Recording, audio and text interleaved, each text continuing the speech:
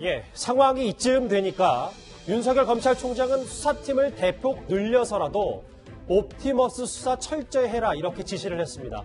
사실상 윤석열 총장이 사건을 직접 챙기겠다는 의미라는 해석도 동시에 나오고 있습니다. 윤석열 총장이 지금 옵티머스 수사팀 검사 4명 증언하겠다고 발표하고 법무부에도 증언에 대한 요청을 했다고 하는데 장관님 보고 받으셨습니까? 아직은 보도 못 받았습니다. 승인하실 것이죠? 옵티머스 수사팀 검사 4명 증언. 아니 뭐 여러 가지를 보고 판단을 하겠습니다. 이 자리에서 당장 답변 드리기는 어렵고요. 여당의 백혜련 의원도 수사팀 증언 얘기를 좀 어느 정도 얘기를 한 것 같은데요. 이현정 의원. 네. 근데 윤 총장이 최근에 어떤 행보와는 더 달리 확실히 수사팀 대폭 늘려라 추가 지시했다. 본인이 직접 챙기겠다 이렇게 봐도 되는 거예요? 그러니까 이 문제가 이제 쟁점이 되니까 이성윤 중앙지검장이 검사 4명을 추가로 파견해달라. 이런 요청을 이제 윤석열 총장한테 이야기를 했어요. 그런 상황에서 윤석열 총장이 그걸 승인을 하면서 또 윤석열 총장이 지시한 게 뭐냐면 수사팀을 대폭 확대하라는 지시를 했습니다.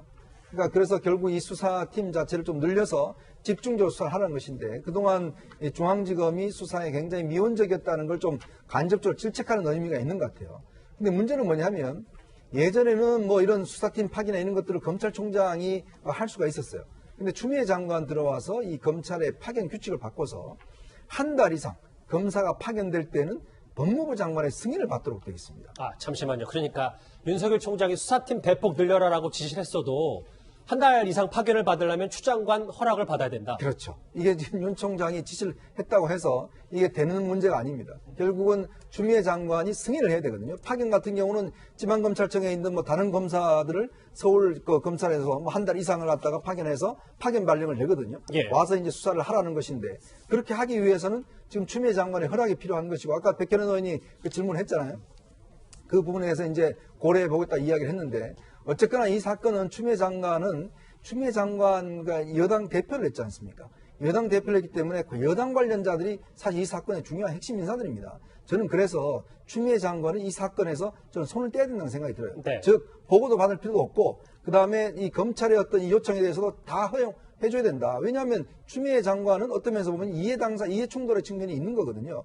그렇다면 이 사건은 윤 총장이 어떤 검찰 쪽에 지시를 해서 윤 총장이 지휘하게끔 그렇게 환경을 만들어줘야 이 수사 결과에 대한 신뢰도가 있지 않을까 저는 그런 생각입니다. 예, 정 변호사님 검찰 출신이시잖아요. 근데 윤 총장이 이렇게 수사팀 대폭 늘려라라고 얘기를 했는데 오늘 나온 언론 보도를 보니까 실제로 칼을 빼들긴 했지만 수사를 제대로 할 투스통들은 별로 없다 이런 보도가 나왔습니다. 그래서 참 지금 나오는 얘기가 추 장관이 취임하고 40일 만에 없앤 것이 뭔가 하면 서울 남부지검에 증권 범죄 합동 수사단을 해체를 해버렸거든요. 그때도 왜 해체를 하느냐? 혹시 뭐 정권에 불리기 오는 걸 미리 막기 위해서 하느냐 하는 그런 논란이 많았었거든요.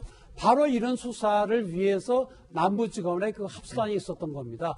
그래서 국세청, 금융감독원, 또 각 검찰청의 금융전문가들이 모여서 했던 것인데 이제 해체해서 없어져 버렸죠. 그래서 지금 4명을 지금 늘린다고 하는데 지금 추 장관 입장으로도 이 수사팀을 늘릴 수밖에 없습니다. 왜 그런가 하면 이 로비 의혹을 그냥 덮고 갈 수는 없거든요. 이 의혹이 커지니까. 그렇습니다. 왜 그런가 하면 정부나 여당 관계자들이 관여하지 않았으면 일어날 수 없는 일들, 그런 의혹이 자꾸 제기가 되잖아요.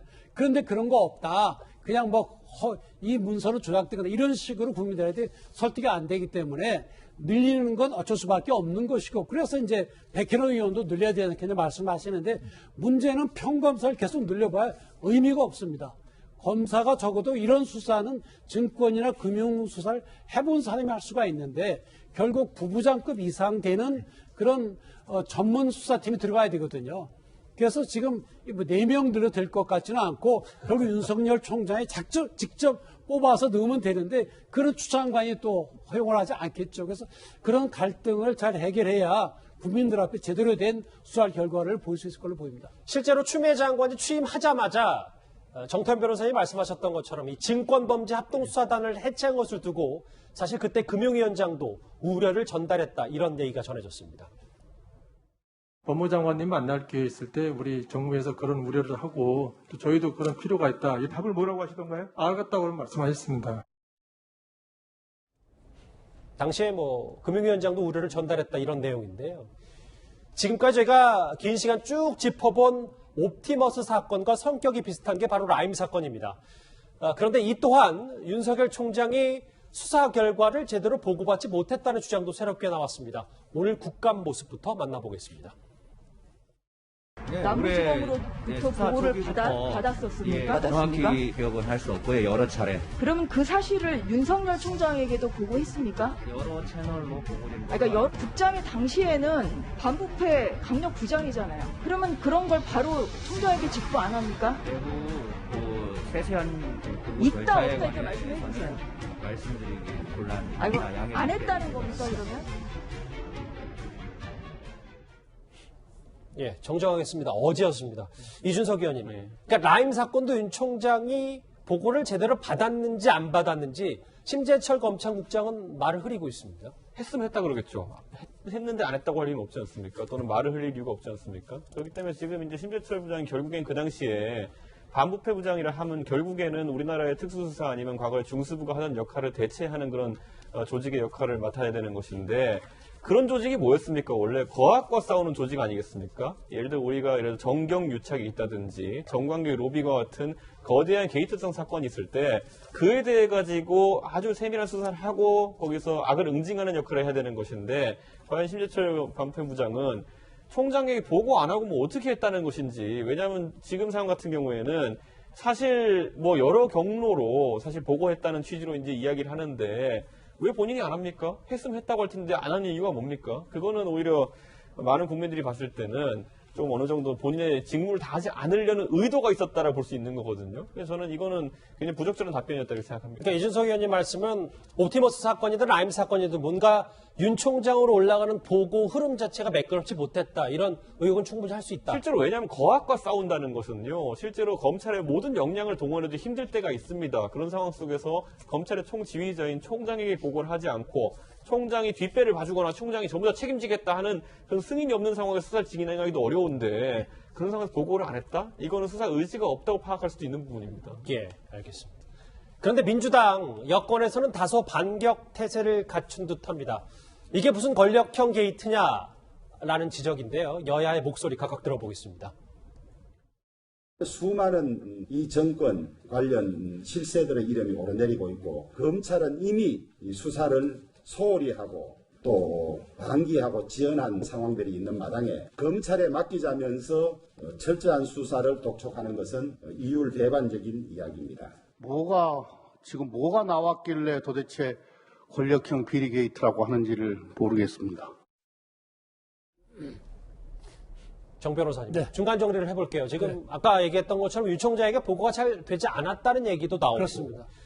4명의 수사팀을 늘렸어도 정말 뭐 소위 말하는 칼잡이 특수부 이 검사들이 많지 않으니까 수사가 잘 되지 않을 거라는 전망도 있거든요. 그러면 윤 총장이 직속으로, 그러니까 윤 총장이 직접적으로 관여하는 수사는 가능한 겁니까?